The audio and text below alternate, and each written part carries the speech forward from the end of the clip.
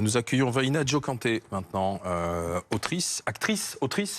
Bonjour Vaïna Diokanté. Bonjour, fraîchement autrice. À corps ouvert, c'est votre récit, le livre, c'est aux éditions Robert Laffont. C'est de l'inceste dont il s'agit. Et oui, L'inceste subi, sujet lourd mais nécessaire. et c'est votre père.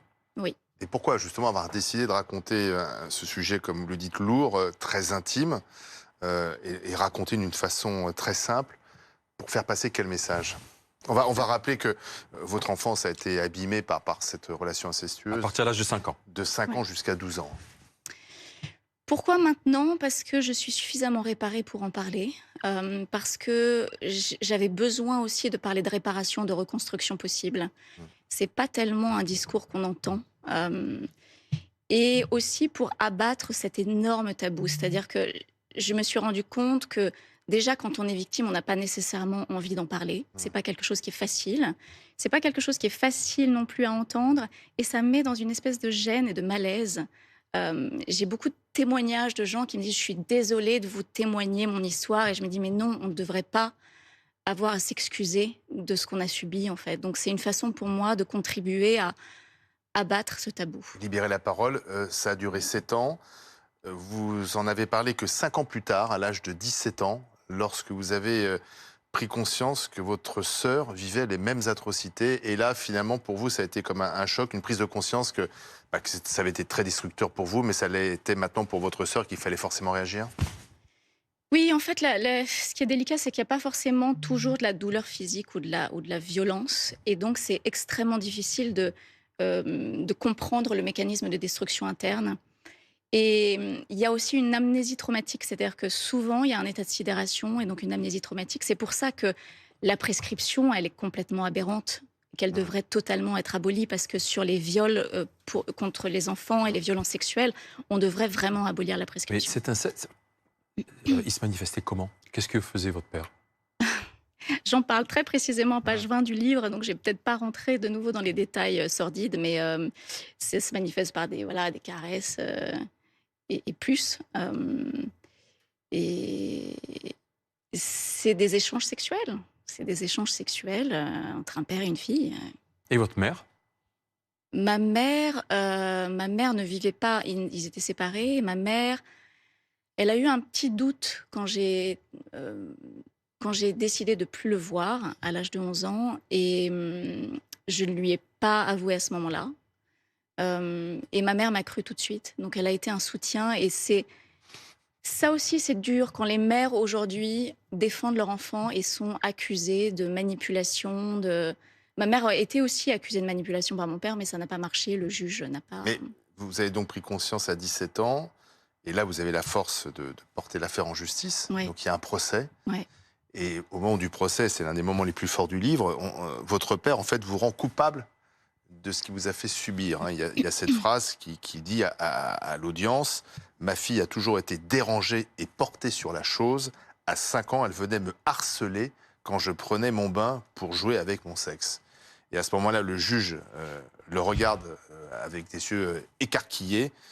Il prend le parti de jouer son jeu, il s'engouffre dans la faille de votre père. Et il lui dit: mais ça n'a pas dû être facile, ça, mon pauvre, d'être agressé sexuellement par votre fille de 5 ans. Oui, Donc il est dans le déni et dans oui. l'accusation, c'était de votre faute en fait. Mais c'est tristement classique, hein. C'est-à-dire, c'est la lâcheté tend à projeter la responsabilité sur les autres. Donc oui, il y a à la fois de la lâcheté et en même temps de se dire: mais sa vie à ce moment-là s'arrête pour lui. Et donc il cherche toutes les excuses possibles. Enfin, il se débat comme il peut. Mais c'est effectivement, c'est ce qui va le perdre. C'est que je pense que le fait de m'accuser moi à cet âge-là, euh, c'est ce qui va le perdre Oui, parce qu'il aux yeux reconnaît de la les faits. justice. C'est exactement ça. C'est une sorte d'aveu. Mais il y a un moment où, quand vous en parlez, ça vous coupe aussi, la famille. Ah oui. Oui, oui, ça c'est pareil, c'est très, très classique. C'est-à-dire que souvent, celui qui parle, c'est celui qui dégoupille.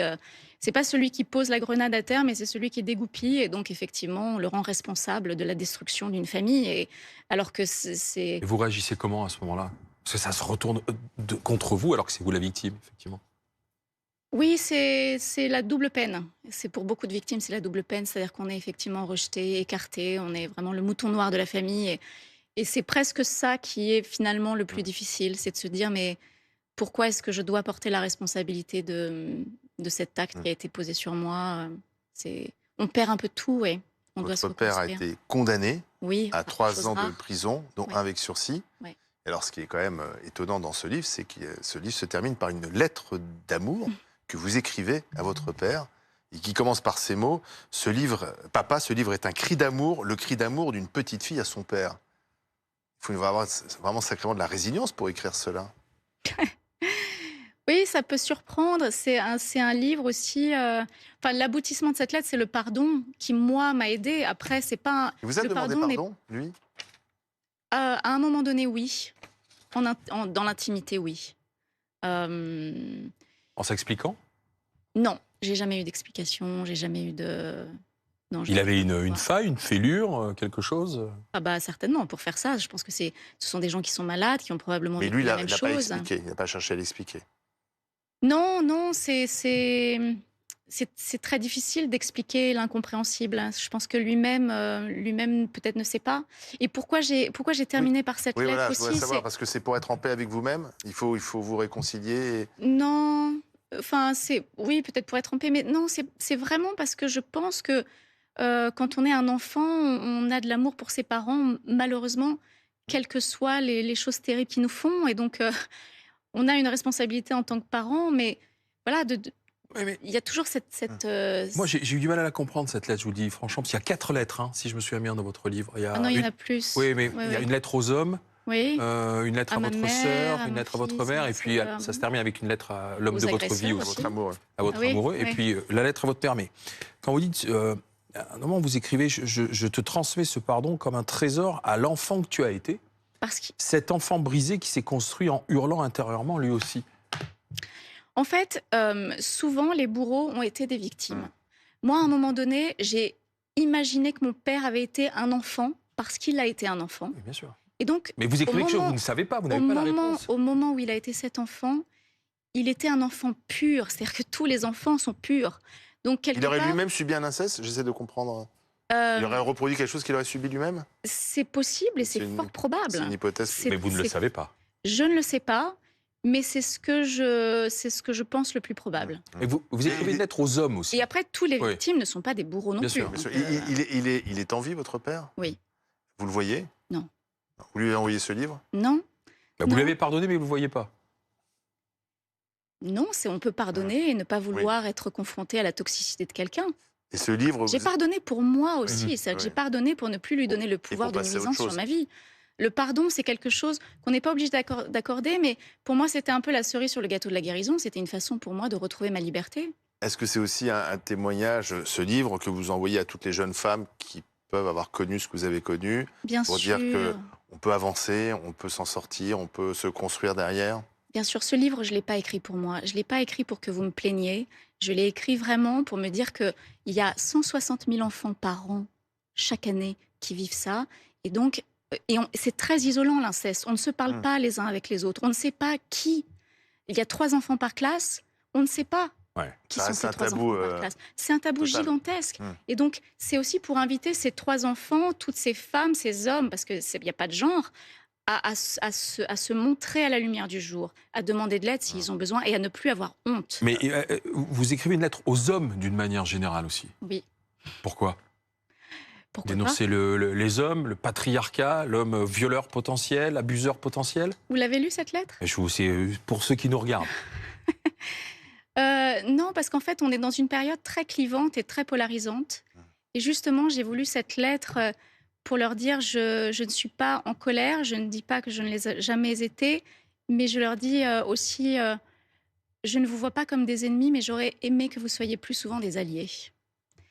Et je trouve que c'est important d'essayer de se comprendre entre les hommes et les femmes. C'est important. On arrive à un moment où cette fracture est telle que on doit chacun faire un chemin l'un vers l'autre pour se respecter profondément, pour s'écouter aussi. Alors il y a aussi Maintenant, les uns des un autre récit dans ce livre, c'est celui d'une jeune femme de 17 ans qui fait du cinéma, un peu ce qu'a fait aussi Judith Godrèche, très jeune, et qui rencontre Benoît Jacot, comme Judith Godrèche. Je sais qu'au départ, vous ne voulez pas forcément en parler. Non. Et on vous a incité à raconter ce que vous avez vécu avec lui sur le tournage d'un film qui s'appelle Pas de scandale, qui porte mal son nom, si j'ai bien C'est compris. très évocateur. Et finalement, c'est aussi une façon de soutenir Judith Godrèche. Racontez ce que vous avez vécu avec Benoît Jacot, ce réalisateur, qui aujourd'hui, rappelons-le, subit une plainte de Judith Godrèche pour viol avec violence sur mineur de moins de 15 ans. Oui, c'est un acte de sororité. C'était une façon pour moi de... si jamais il voulait la poursuivre en diffamation, qui est mon témoignage aussi présent là, quelque part, au cas où. Euh, Et non, ce livre n'est pas c'est pas dans une démarche de condamner quiconque, mais de révéler une réalité, c'est-à-dire une réalité de Vous ne voulez l'époque. pas citer les noms, mais vous avez cité un nom, celui de Benoît Jacot. Mais je l'ai cité justement parce que Judith en a parlé. Et en fait, au départ, je ne l'ai pas cité et je l'ai cité tardivement. J'ai pris la décision avec mon éditrice de Pour dire à tout le monde, attendez, elle ne raconte pas n'importe quoi, parce que je sais ce qu'elle a vécu. Oui, parce que plus on est nombreuses, plus on est plus forte, en fait. Je crois que c'est important de se soutenir si on a vécu quelque chose de similaire, de dire tu n'es pas seule. Donc il y a d'autres noms que vous avez en tête, d'autres Vous ne les citez pas, mais vous racontez. personnalités. En tout cas, je vous les donnerai pas ici, ça c'est sûr. Non, bien sûr, mais il y a des qui sont mal toxiques. comportés. Ça peut être aussi comme un avertissement en disant, voyez, attention. Mais bien sûr qu'il y a plein de réalisateurs qui se sont mal comportés. D'ailleurs, c'est pour ça que... Et qui exercent toujours. C'est pour ça que le milieu du cinéma est si silencieux. C'est parce que chacun un peu tremble en se disant quelle va être la prochaine tête qui va tomber. Mais moi, je suis pas là pour faire tomber des têtes. Ouais. Je suis là pour raconter un système. Oui, mais c'est le problème, justement. Parce que si ces têtes ne tombent pas, ils doivent se dire, je peux continuer. Chacun doit prendre sa part. C'est-à-dire que moi, j'ai pris ma part. Ce livre, c'est ça. Je pense que celles et ceux qui ont la force et la capacité, c'est pas anodin, c'est pas facile de dénoncer quelqu'un. C'est très très dur. On est justement mis à l'écart, on est pointé du doigt, on est stigmatisé. Il faut beaucoup de force, il faut beaucoup de courage, il faut être bien entouré. On est exclu du monde du cinéma un peu. On peut l'être, sûrement, oui. Enfin, peut-être moins maintenant, mais je sais pas. Franchement, moi, je me suis exclue moi-même, donc je ne peux pas parler pour les autres. Mais je pense que je ne vais pas aller dénoncer des choses pour les autres. Chacune doit faire... Ce que je lis aussi, c'est quand même que ces jeunes filles, vous étiez une jeune fille à 17 ans, comme Judith Godrèche, propulsée dans un monde adulte de cinéma, où on parle beaucoup de désir, désir parfois entre le réalisateur et son actrice, et ces actrices ne sont pas protégées. Vous n'étiez pas protégées finalement. On ne protège pas ces jeunes mineurs qui sont dans un monde d'adultes. Non, il n'y avait aucune protection. Je pense même que c'est un niveau de conscience. C'est-à-dire que les gens ne se rendaient pas compte de... C'était presque même un fait accepté par tous, un peu... Ouais, et puis c'est vrai que la difficulté aussi, c'est que la notion de désir, elle est très présente dans le cinéma. Le désir créatif, Pygmalion, Muse, il y a toute cette notion-là. Et il y a des réalisateurs qui abusent de ces jeunes filles de 17 ans. Oui, on fait des scènes d'amour au cinéma. Et donc, on vous demande de vous déshabiller. Bien sûr, vous avez un supérieur hiérarchique qui peut vous demander, dans le cadre du travail, de vous mettre à poil et de simuler un acte sexuel. Donc c'est quand même la porte ouverte à tous les... Mais vous l'avez senti, parce que notamment avec Benoît Jacot, que c'était plus le désir d'un réalisateur, mais c'était plutôt le désir d'un pervers, en fait. Ça se sent, évidemment. Oui. Vous l'avez senti quand même à 17 ans, vous aviez une maturité pour ça. Alors à 17 ans, j'étais aussi en train de porter plainte contre mon père, donc la maturité, je l'avais, ça c'est sûr. Vous saviez reconnaître que c'était quand le prédateur est là, en fait. Oui, ça se sent. Ça se sent.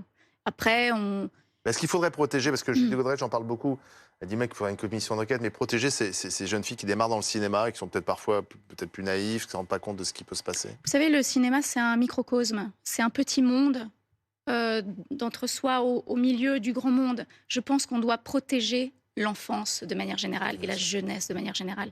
Et c'est ça aussi le but du livre, c'est que au-delà du cinéma, qui est c'est le microcosme du cinéma, en même temps, c'est le reflet de la vie. Et donc, quelque part, on doit montrer l'exemple, ça c'est sûr. Mais là, il y a quelque chose qui se joue, qui est vraiment de l'ordre de la santé publique et d'être vraiment conscient. Je ne sais pas si vous avez des filles, des enfants, mais voilà, c'est très important de la prévention, de leur donner des outils, de leur donner les armes qui vont leur permettre de se défendre et de se protéger. Et nous, de les protéger. Nous tous. Et puis justement, puisque vous parlez de protection et de libération de la parole, il y a un numéro de téléphone qui existe, c'est le 119. Voilà, on peut appeler, c'est 24 heures sur 24, 7 jours sur 7, l'appel est gratuit. Allô Enfance en danger, voilà, le 119, si vous êtes victime, si vous avez entendu parler de quoi que ce soit, Vaina Djokante, à corps ouvert. D'accord. Récit aux éditions Robert Laffont. Merci Merci d'être venu. d'être passé Merci. par BFM Story. Merci.